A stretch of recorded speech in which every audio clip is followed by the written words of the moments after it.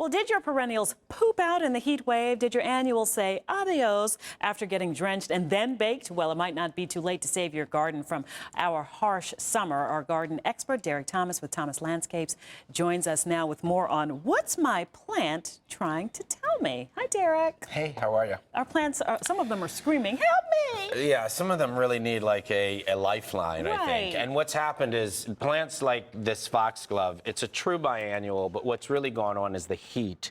And, you know, a lot of people become afraid of actually going in there and doing the doctoring to a plant like this and, you know, removing that aerial piece that's no longer any good.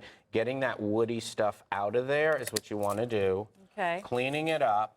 And what's going to happen is, and even if it's got blooms like this, the blooms are actually taking energy away from the plant. So I know it may seem a little harsh, but you want to get in there and you want to remove all that. You took them all out. Yeah, Interesting. you want to take all that one out. All well, right. this one thing, that's going to make seeds, and that's going to also sap energy from an already exhausted plant. Okay. And this one we did a couple of weeks ago, and you can see how much it's flushed out. Yeah.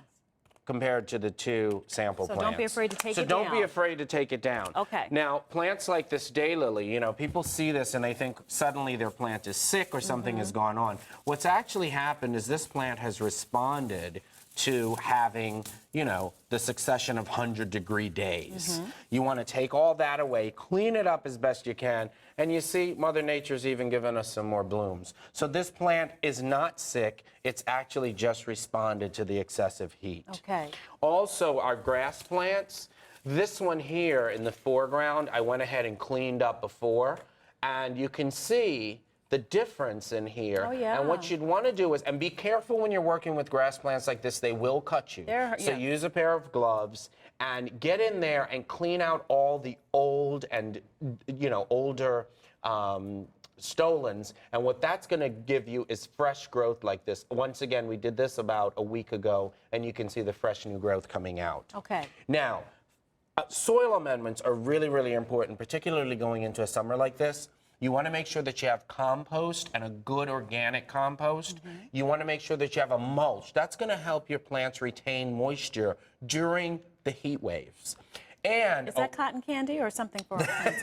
It does look like cotton candy blue, right? The one thing that you want to make sure is give your plants a boost with a water-soluble fertilizer this time, because that is going to be instantly absorbed. It's going to give it an instant impact, and it's going to correct some of the problems like this rose. If you look at the foliage here, the rose has actually started to turn yellow. And what that's telling me, what this plant is telling me, is that it's having a bit of a problem absorbing iron, which is one of the nutrients that it needs for green. Using a high concentrated water-soluble fertilizer as a boost is going to give the plants some renewal. We're out of time. Let's do a quick shout-out. Oh, we got to give a shout-out to the Gross family. They've been loyal watchers, and their daughter says to tell them hi. Ah, that's awesome. Thank you, Derek. Thank you. Follow me on Twitter. We're loyal to Thomas Derek. Garden Guy. We'll be right back. Anything else? That's it. Okay.